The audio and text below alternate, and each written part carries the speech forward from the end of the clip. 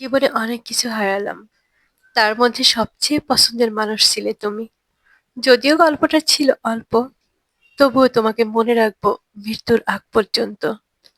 তুমি ছিলে আমার জীবনের সবচেয়ে পছন্দের মানুষ। তোমার হাসি, তোমার কথা, তোমার সাথে কাটানো প্রতিটা মুহূর্ত সব যেন এক একটা যন্ত্রণাদায়ক স্মৃতি হয়ে বুকে আঘাত করে।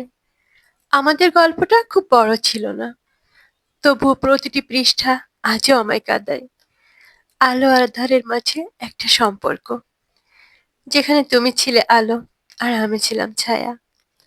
আজ তুমি নেই, তবু প্রতিদিন তোমায় খুঁজি।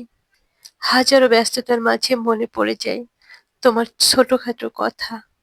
বিশ্বাস করো, এই হৃদয়টা আর কারোর জন্য কখনো জীবিত হবে না, কারণ সত্যিকারের ভালোবেসেছিলাম তোমায়।